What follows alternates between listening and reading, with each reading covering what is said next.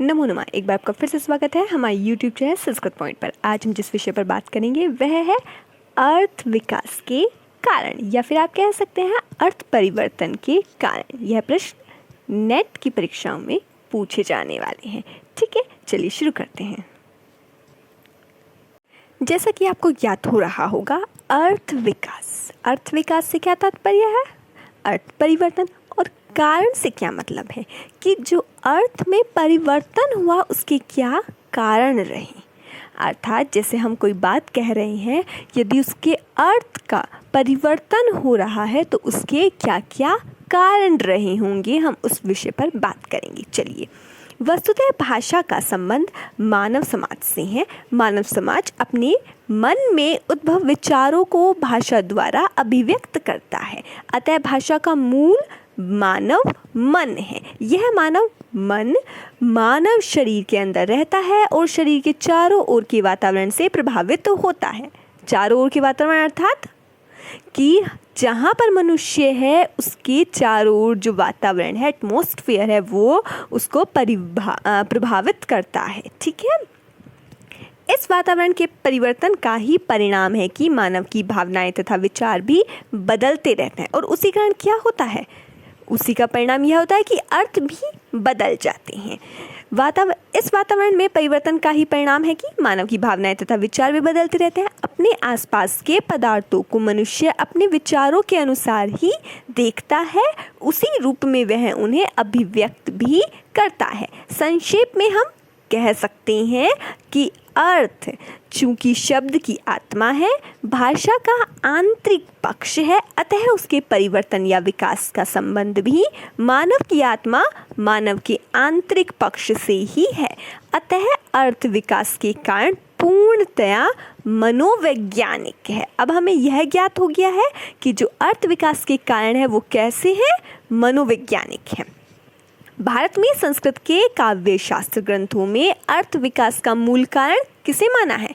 लक्षणा व्यंजना शब्द शक्तियों को माना गया है।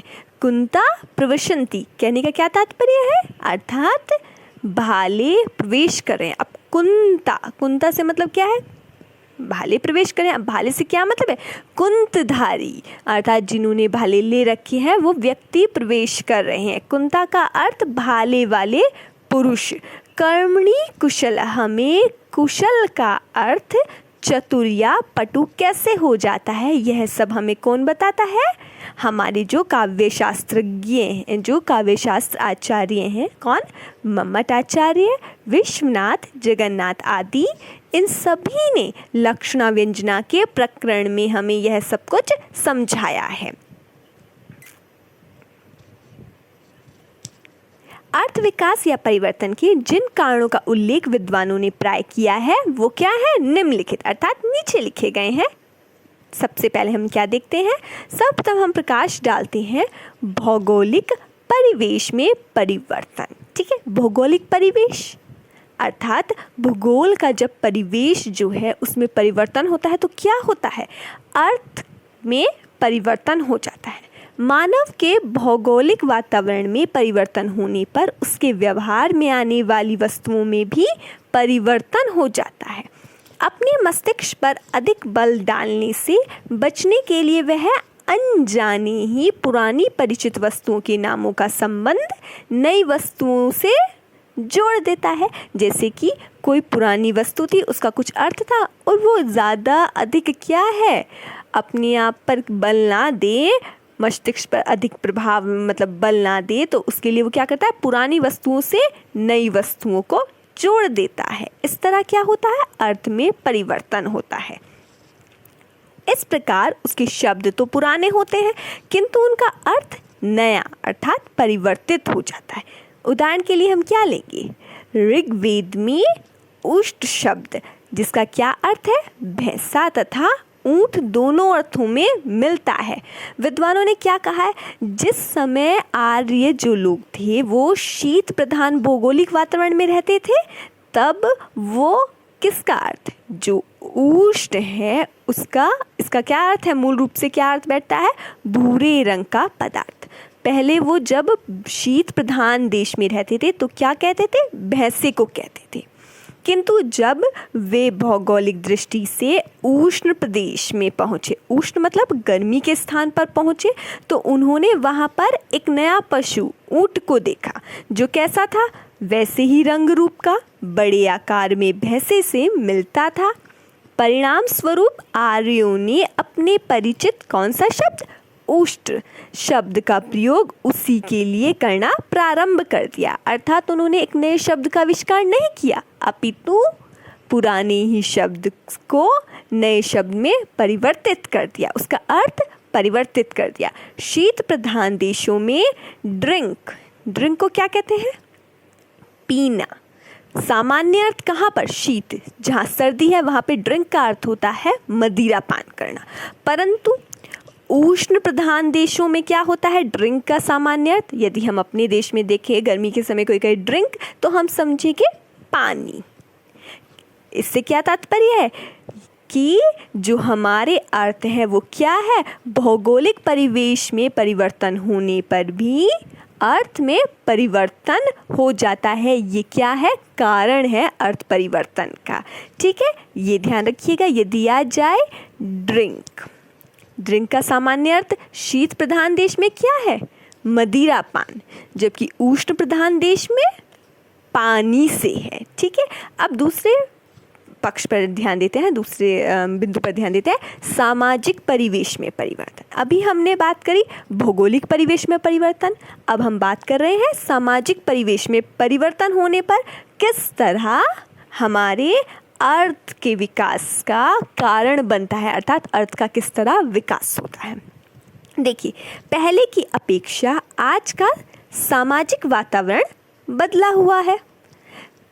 सभी जानते हैं पहले बहन भाई शब्द में पर्याप्त पवित्रता की भावना थी, भाई बहन। परंतु आजकल क्या है, सामाजिक परिवेश बदला हुआ है।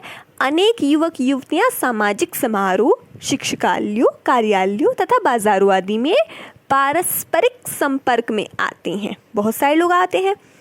पुरानी परंपरा के अनुसार भाई बहन शब्द का व्यवहार भी करते हैं, फिर भी आजकल बहन जी या भाई साहब का अर्थ होता है कोई सामान्य परिचित युवक युवती, ना कि मतलब उनका क्या कहने का मतलब है कि यदि वो कह रही हैं बहन जी या कह रहे हैं भाई साहब, तो क्या है उनका अर्थ है कोई सामान्य परिचित युवक युवती, ना कि सहोदर या सहोदरा। वे परस्पर कैसी भी भावना रख सकते हैं अथवा पवित्रता की भावना उनके लिए आवश्यक नहीं है। सामाजिक परिवेश में परिवर्तन के कारण एक ही पदार्थ विभिन्न नामों से कहा जाता है। पंडित जिसे पुस्तक कहता है, मौलवी उसी को किताब कहता है। उत्तर भारत में मामा माँ का भाई होता है, किंतु दक्षिण में मामा ससुर को कहते हैं। भारत के किसी एक भाग में भाभी द्रौपदी का प्रतीक है, तो किसी भाग में सीता का प्रतीक है। ये सब क्या है, सामाजिक परिवेश में परिवर्तन के उदाहरण हैं। इससे क्या होता है, अर्थ विकास होता है, या फिर हम कह सकते हैं अर्थ परिवर्तित होता है। ये कारण है अर्थ विकास के। अगले बिंदु पर ध्यान देते हैं, राजनीतिक परिवेश में परिवर्तन। अभी हमने बात करी थी भौगोलिक परिवेश में परिवर्तन, फिर हमने बात करी है सामाजिक परिवेश में परिवर्तन, और अब हम बात करने जा रहे हैं राजनीतिक परिवेश में परिवर्तन के कारण किस तरह अर्थ विकास होता है। इसी परिवर्तन का क्या है परिणाम है कि आजकल क्रांति शब्द का पहले जैसा अर्थ नहीं रहा है। पहले बिना रक्तपात मतलब खून खराबे के किसी राज्य सत्ता को नहीं बदला जा सकता था। अतः क्रांति का अर्थ था रक्तपात द्वारा राज्य सत्ता में परिवर्तन। गांधी जी के प्रभाव से बाद में अहिंसक क्रांति का युग आया। अतः क्रांति दल हरित क्रांति, श्वेत क्रांति, वैचारिक क्रांति आदि खूब चल रहे हैं। क्या हुआ, पहले क्रांति का अर्थ था खून खराबे से युक्त, परंतु राजनीतिक परिवेश में परिवर्तन के कारण क्या हुआ? गांधी जी के बाद क्रांति का अर्थ क्या हुआ? अहिंसक, जिसमें हिंसा नहीं होगी। और उसी के परिणाम स्वरूप कैसे शब्द उत्पन्न हुए? हरित क्रांति, श्वेत क्रांति, वैज्ञानिक क्रांति और वैचारिक क्रांति। यहाँ सब किस तरह परिवर्तन हुआ है?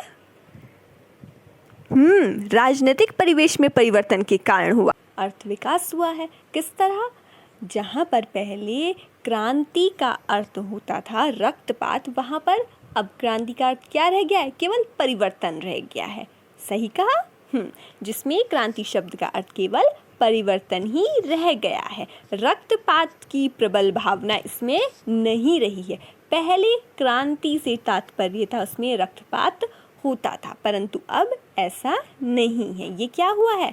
अर्थ विकास हुआ है। अर्थ विकास का क्या कारण रहा? यह है राजनीतिक परिवेश में परिवर्तन। नेक्स्ट बिंदु पर ध्यान देते हैं। नेक्स्ट बिंदु है हमारा सांस्कृतिक परिवेश में परिवर्तन। सांस्कृतिक परिवेश से क्या तात्पर्य है? देखिए, वर्णाश्रम प्रधान प्राचीन संस्कृति के परिवर्तन के फलस्वरूप तत्कालीन शब्दों के अर्थों में भी परिवर्तन हो गया है। जैसे कि देखिए, पहले ब्राह्मण कौन होते थे? बताइए। जिनके पास क्या था? ज्ञान होता था, वेदों का ज्ञान होता था, उसे क्या कहते थे? ब्राह्मण। क्षत्रिय वो कहलाते थे जो रक्षा करते थे, राइट। ये सभी क्या थे? अपने अपने कार्यों के अनुसार वर्णों में बांटे गए थे। ब्राह्मण, क्षत्रिय, वैश्य और शूद्र शब्द आज अपने पुरातन अर्थ को नहीं कहते हैं। आज ज्ञान के बिना भी व्यक्ति ब्राह्मण है। क्षति से रक्षा ना करने वाला भी क्षत्रिय आदि कहलाता है। इसी प्रकार क्या हुआ है? 4 आश्रमों की व्यवस्था के अनुकूल आचरण करने वाले व्यक्तियों को क्या कहते थे? ब्रह्मचारी आदि कहा जाता था। आजकल आश्रम व्यवस्था ना रहने से, आश्रम व्यवस्था तो नहीं रही है, ब्रह्मचारी केवल विवाह न करने वाले को कहते हैं। और गृहस्थी किसे कहते हैं? जो विवाह कर लेता है वह गृहस्थ व्यक्ति कहलाता है। परंतु पहले क्या था? पहले जो 4 आश्रमों का क्या करता था? 4 आश्रमों की व्यवस्था के अनुकूल जो आचरण करते थे व्यक्ति, वो ब्रह्मचारी आदि व्यक्ति कहलाते थे। परंतु आज ऐसा नहीं है। यहाँ पर कौन से अर्थ के कारण परिवर्तन हुआ है? यहाँ पर सांस्कृतिक परिवेश में परिवर्तन के कारण अर्थ परिवर्तित हुआ है। ठीक है। नेक्स्ट बिंदु पर ध्यान देते हैं। धार्मिक परिवेश में परिवर्तन, अर्थात धार्मिक परिवेश जो है जब उसमें परिवर्तन होता है तो भी क्या होता है? अर्थ विकास होता है। वह भी क्या है? एक कारण है। ध्यान देते हैं। प्राचीन काल में यज्ञ कराना, वेद पाठ करना, श्राद्ध करना आदि धार्मिक कार्यों को करने के कारण याज्ञिक, अग्निहोत्री, वेद पाठी, द्विवेदी, चतुर्वेदी, त्रिपाठी, यजमान आदि संज्ञा शब्द उन कर्मों को करने वाले व्यक्तियों के लिए प्रचलित थे। अर्थात जो जिस तरह का यज्ञ करता था उस तरह की संज्ञा शब्द उनको दी जाती थी। परंतु आजकल अग्निहोत्री, द्विवेदी आदि संज्ञाएं क्या हैं? कुल नाम बन करके रह गई हैं। अनेक शब्द जैसे अग्निहोत्र, यजमान, संकल्प, कीर्तन आदि को बिना विषय जिसके लिए यह प्रसिद्ध थे वह किए बिना ही व्यक्ति इन नामों का प्रयोग कर रहा है। बिना श्रद्धा के भी ब्राह्मण को भोजन कराने मात्र से आजकल श्राद्ध हो जाता है। जबकि श्राद्ध क्या था? कि श्रद्धा से ब्राह्मण को भोजन कराना। परंतु आज चाहे श्रद्धा हो या ना हो, बस ब्राह्मण को भोजन करा देने से क्या है? श्राद्ध हो गया है। ये क्या हुआ है? अर्थ विकास हुआ है। कारण क्या बना है? कारण इसमें क्या बना है? इसमें कारण बना है धार्मिक परिवेश में परिवर्तन। नेक्स्ट बिंदु पर ध्यान देते हैं। भौतिक साधनों में परिवर्तन। भौतिक साधनों में परिवर्तन से क्या मतलब है? जो हमारे साधन है उनमें परिवर्तन हुआ तो क्या हुआ? अर्थ विकास हुआ है। आजकल जीवन में नई साधन सामग्री को अपना लेने पर भी हम प्राचीन शब्दों का प्रयोग करते रहते हैं। परिणाम स्वरूप शब्द के अर्थ में परिवर्तन हो जाता है। उदाहरण के लिए, पहले पत्र शब्द से तात्पर्य था वृक्ष के पत्ते पर लिखा हुआ समाचार, और आजकल कागज पर लिखे हुए समाचार को भी क्या कहते हैं हम? पत्र कहते हैं। यहाँ पर क्या हुआ है? अर्थ परिवर्तन हुआ है, अर्थ विकास हुआ है। ठीक है, आगे ध्यान देते हैं। अगला जो बिंदु है वो है लाक्षणिक प्रयोग। लाक्षणिक प्रयोग, लाक्षणिक प्रयोग से क्या तात्पर्य है? अनुभूति की ठीक ठीक अभिव्यक्ति के लिए लाक्षणिक प्रयोग किए जाते हैं। जैसे यदि हमें कोई मूर्ख व्यक्ति दिखे और हम उसके लिए क्या प्रयोग करें? गधा वर्ड, गधा कह रहे हैं तो हम क्या है, ये लाक्षणिक प्रयोग किया है। जैसे किसी की वीरता से प्रभावित होकर उसे सिंह कह देते हैं। इसी प्रकार भीरू को गीदड़, मूर्ख को गधा और भोले स्वभाव के व्यक्ति को गाय, या फिर अपकारी को क्या कहेंगे हम? सांप, बिच्छू भी हम अकस्मात ही कह उठते हैं। यहाँ जो सांप, बिच्छू आदि का अर्थ बदलकर क्या हुआ है? अपकारी, मूर्ख, वीर आदि हो जाते हैं। अब यदि हम किसी को कह रहे हैं यह सांप है, इसका मतलब ये तो नहीं है वो जो रेंगने वाला सांप होता है वो है। हम समझ जाएंगे कि सांप से क्या तात्पर्य है, कि यह बहुत ही अपकारी व्यक्ति है। किसी को हमारे सामने कोई कहे गीदड़ है, बिल्कुल गीदड़, समझ जाएंगे कि वह डरपोक है, भीरू व्यक्ति है। तो इस तरह क्या होता है? अर्थ परिवर्तित होता है। ये क्या है? अर्थ परिवर्तन का एक कारण है। ठीक है, अगले बिंदु पर ध्यान देते हैं। अगला बिंदु क्या है? अगले बिंदु पर है औपचारिक प्रयोग। औपचारिक प्रयोग से क्या तात्पर्य है? औपचारिक प्रयोग जब हम करते हैं तो बहुत ही सजीव लगता है। भाषा क्या हो जाती है? एकदम सजीव हो उठती है। नारियल या गन्ने या आलू की आंख, सुराई की गर्दन, घड़े का पेट, चने की नाक, आरे के दांत या किसी छंद या पाद आदि में वस्तुतः आंख, नाक आदि का अर्थ वही नहीं होता। अब यदि हम कह रहे हैं आरे के दांत, इसका मतलब ये तो नहीं है उसके पास मनुष्य जैसे सफ़ेद सफ़ेद दांत होंगे, नहीं, वो क्या है कि उसके पास नोकीली है, तो इसलिए उसे क्या कह दिया गया है? दांत, सजीव हो उठा है। सुराई की गर्दन, अब उस सुराई के पास क्या है? मनुष्य जैसी गर्दन नहीं है, राइट, सिर्फ क्या है? गर्दन जैसा आकार है। घड़े के पास मनुष्य जैसा पेट होता है? नहीं होता है, परंतु हमने क्या कह दिया? घड़े का पेट, सजीवता दिखाई दे रही है इससे भाषा में। पेट यहाँ पे मतलब घड़ा थोड़ा मोटा मोटा होता है, इससे यहाँ पे ये तात्पर्य है। क्या है? का अर्थ वही नहीं होता है जो मनुष्य के आँख, नाक आदि का होता है। यहाँ आँख का तात्पर्य केवल आँख जैसा चिन्ह या नाक या गर्दन आदि का अर्थ नाक या गर्दन से मिलता जुलता अंग या आकार ही होता है। अर्थात वस्तुतः वह नहीं होता है जो मनुष्य के पास आँख, नाक, गर्दन है, बल्कि उनके जैसा मिलता जुलता अंग या आकार होता है। अगले बिंदु पर ध्यान देते हैं। अलंकारिक प्रयोग। अलंकारिक प्रयोग से क्या तात्पर्य है? ये काव्यों में होता है अधिकतर। अलंकारिक प्रयोगों में भी शब्दों का अर्थ बदल जाता है।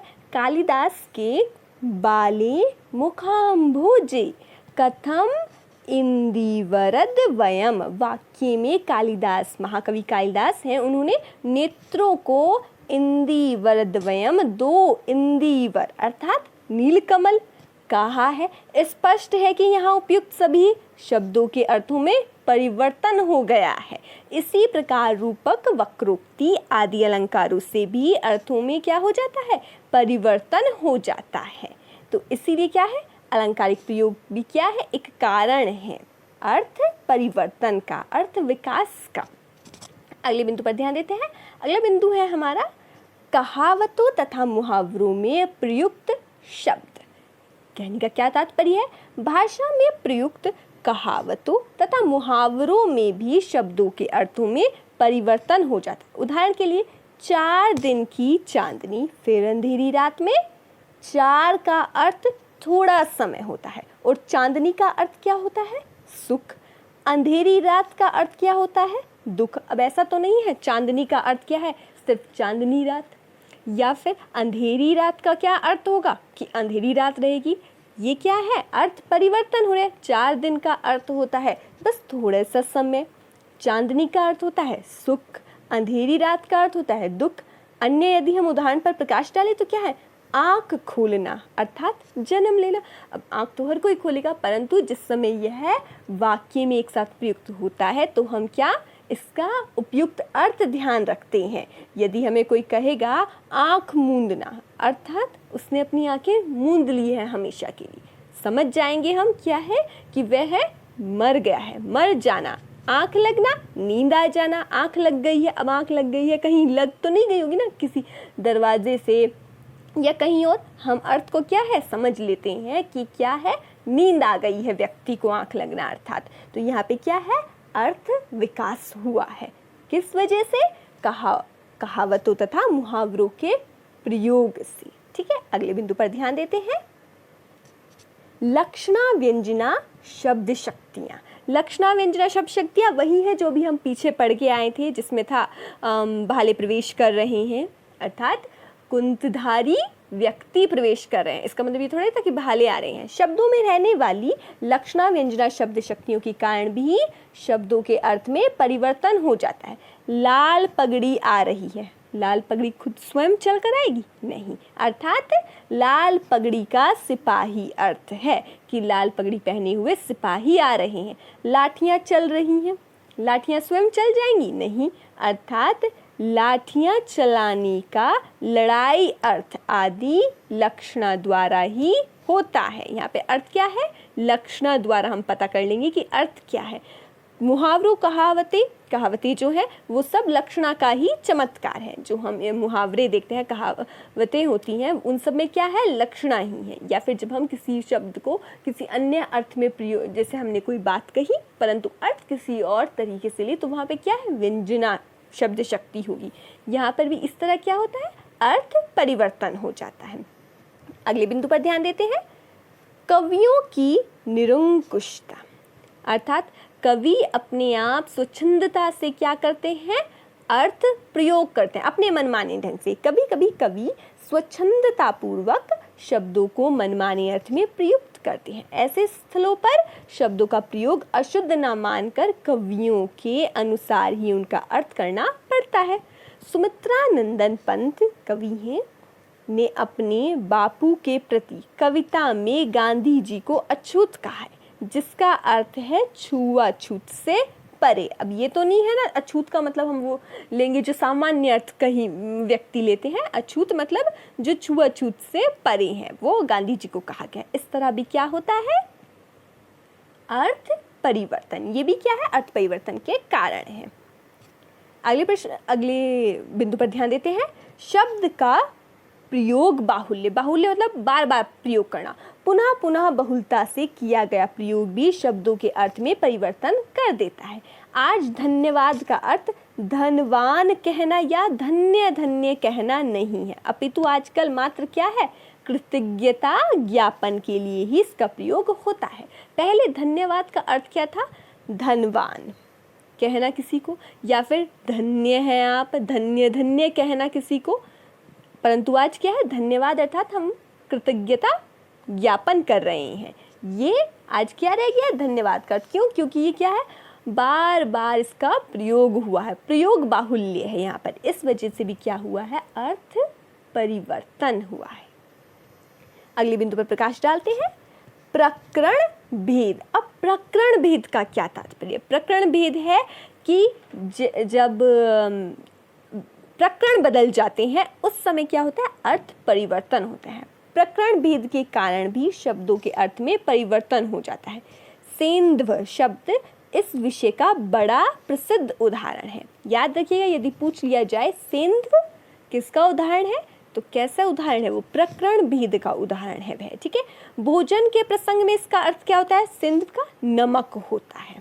देखिए ये रहा, अर्थ नमक हो जाता है।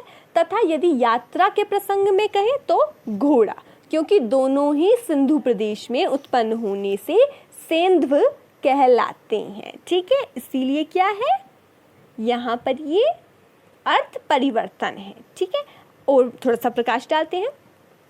इसी प्रकार शास्त्र भेद से भी शब्दों का अर्थ बदल जाता है। अभी अभी हमने क्या देखा, ये क्या था, प्रकरण भेद के कारण। यदि हम शास्त्र भेद से देखें तो भी शब्दों का अर्थ बदल जाता है। गुण शब्द का अर्थ दर्शन शास्त्र में सत्व गुण, रज गुण, तम गुण, और काव्य शास्त्र में गुण का क्या तात्पर्य बन जाता है, जाते ही माधुर्य, ओज और प्रसाद। यदि कोई कहे दर्शन शास्त्र में कोई गुण कहे तो हम सोचेंगे तुरंत 3 गुण है, सत्व रज तम। यदि काव्य शास्त्र में कहे तो हमारे दिमाग में कौन से आएंगे, तुरंत आ जाएंगे माधुर्य, ओज और प्रसाद गुण। आयुर्वेद में द्रव्य गुण लिया जाता है। इसी प्रकार रस शब्द का अर्थ भी शास्त्र अनुसार बदल जाता है। ठीक है, अगले बिंदु पर ध्यान देते हैं। दीनता, विनम्रता एवं शिष्टता। अब यहाँ पर क्या तात्पर्य है, दीनता, विनम्रता एवं शिष्टता? इसका तात्पर्य है जब हम इन तीनों के कारण अर्थ परिवर्तित हो जाता है। जैसे कि क्या है, अपने से बड़े श्रद्धेय या समर्थ व्यक्ति के प्रति दीनता, विनम्रता एवं शिष्टता प्रदर्शन के कारण भी क्या कर देते हैं, शब्दों के अर्थ में परिवर्तित हो जाते हैं, या फिर शब्दों के अर्थ को हम परिवर्तित कर देते हैं। जैसे दीनतावश भिखारी किसी व्यक्ति को राजा कह देते हैं। आज राजा का अस्तित्व है, नहीं है, जबकि आज के युग में राजा का कोई भी अस्तित्व नहीं रहा है, परंतु क्या है, एक गरीब व्यक्ति, भिखारी व्यक्ति दीनतावश जो उसे दान दे रहा है उस व्यक्ति को क्या कह देता है, राजा कह देता है। हम अपने घर को कई बार क्या कह देते हैं, कुटिया या गरीब खाना, और दूसरे के घर को भवन और दौलत खाना भी जो कहते हैं वो किस वजह से कहते हैं, नम्रतावश ही कहा जाता है। इस तरह क्या होता है, अर्थ परिवर्तित या अर्थ विकास का यह एक कारण है। अगले बिंदु पर ध्यान देते हैं, व्यंग्य। व्यंग्य से क्या तात्पर्य है? देखिए, व्यंग्य से तात्पर्य है जैसे यदि कोई झूठा व्यक्ति और हम उसे कहें ये हरिश्चंद्र हैं, सत्यवादी हरिश्चंद्र यही तो है, तो यहाँ हमने क्या यूज़ किया, सटायर किया है, व्यंग किया है। व्यंग के कारण भी शब्दों के अर्थ में परिवर्तन हो जाता है। संस्कृत काव्य शास्त्र में इसे विपरीत लक्षणा कहा गया है। उदाहरणार्थ, मूर्ख को, जो मूर्ख व्यक्ति है उसे बृहस्पति कहते हैं। बृहस्पति का अर्थ क्या होता है, बहुत बुद्धिमान, परंतु व्यंग अर्थ में हम किसी मूर्ख को बृहस्पति कहते हैं। और क्या है, अपकारी को उपकारी, कृपण को दानवीर कर्ण कह दे, या फिर झूठे को सत्यवादी हरिश्चंद्र आदि कहना, सब क्या है, व्यंग अर्थ में प्रयोग कर रहे हैं हम ये सभी, और इससे क्या है, अर्थ परिवर्तन है। यदि हम किसी को कह रहे हैं हाँ यही तो सत्यवादी हरिश्चंद्र है, तो जिसे हम कह रहे हैं वह भी समझ जाएगा, और जिनके समक्ष हम कह रहे हैं वह सब समझ जाएंगे कि यह सत्यवादी हरिश्चंद्र नहीं है, अर्थात यह झूठा व्यक्ति है। ठीक है, अगले बिंदु पर ध्यान देते हैं। अगला बिंदु है भावुकता। भावुकतावश भी क्या होता है, अर्थ परिवर्तन होता है। देखिए, माता पिता अपने बच्चे को लाड़ प्यार में क्या कहते हैं, गधा, क्रोध में उल्लू कह देते हैं।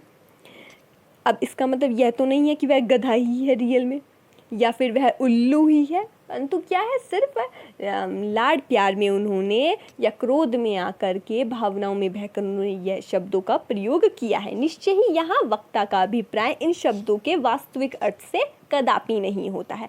इस तरह भी क्या होता है, अर्थ विकास होता है, या फिर हम कह सकते हैं अर्थ परिवर्तन होता है। यदि आ जाए भावुकता, व्यंग, अर्थ क्या है, अर्थ परिवर्तन या अर्थ विकास के कारण है, अवश्य ही कारण है। यह नहीं होगा कि भावुकता में कैसे अर्थ परिवर्तन का, भावुकता में भी क्या होता है, अर्थ विकास होता है। ठीक है, अगले बिंदु पर ध्यान देते हैं। देखिए, अगला बिंदु क्या है, सामान्य के लिए विशेष का प्रयोग। जैसे कि कोई सामान्य है और हम उसके लिए क्या प्रयोग करें, विशेष प्रयोग करें, तो भी क्या होता है, अर्थ परिवर्तन होता है। कभी कभी भाषा में जातिवाचक शब्द के स्थान पर व्यक्तिवाचक शब्दों का व्यवहार होने लगता है, और इस प्रकार के शाक, तरकारियों के लिए सब्जी, हरे शाक शब्द का प्रयोग। स्याही केवल कालिक या लिखने के काले रंग को ही कहते थे, अब लिखने के लिए सभी रंग स्याही कहलाते हैं। पहले केवल काले रंग की या फिर कालिक को स्याही कहते थे, परंतु आज प्रत्येक रंग की, चाहे वो हरे रंग की हो, स्याही कह देते हैं। ठीक है, आगे ध्यान देते हैं थोड़ा। और क्या है? कौवा, कोयल, उल्लू स्त्रीलिंग और पुल्लिंग दोनों के घोतक हैं। छात्र, अध्यापक या मजदूर वर्गों में सभी लिंगों के व्यक्ति आ जाते हैं। तो ये सब क्या है कि अर्थ विकास हुआ है। यहाँ पर अर्थ विकास का कारण है कि हम सामान्य के लिए विशेष प्रयोग कर रहे हैं। और अंतिम बिंदु पर ध्यान देते हैं। अंतिम बिंदु क्या है? शब्दार्थ में एक तत्व की प्रधानता। जिस समय कोई एक शब्द का कोई अर्थ हो तो उसमें सिर्फ एक तत्व की प्रधानता अर्थात विशेषता रखें। कभी कभी किसी शब्द अर्थ के स्थान पर उसके केवल एक तत्व से ही उस पदार्थ का ज्ञान होने लगता है। उदाहरणार्थ, लाल पगड़ी ही सिपाही नहीं है किंतु उसका अर्थ सिपाही हो गया है। इस प्रकार गांधी टोपी का अर्थ कांग्रेसी व्यक्ति हो गया है। तो यहाँ पर क्या हुआ है? अर्थ विकास हुआ है। यह अर्थ विकास का क्या है? कारण है। उम्मीद करते हैं आपको अर्थ विकास, अर्थ परिवर्तन के कारण अच्छे से समझ में आए होंगे। यदि आपको कोई भी संकोच या कोई भी प्रश्न हो तो आप हमसे कमेंट सेशन में पूछ सकते हैं, या फिर आप हमारे टेलीग्राम ग्रुप संस्कृत पॉइंट से जुड़ सकते हैं। वहाँ पर भी आप अपने प्रश्नों को रख सकते हैं और हम जवाब देने की पूरी कोशिश करेंगे। आपका दिन शुभ हो। हमसे जुड़ने के लिए आपका बहुत बहुत धन्यवाद।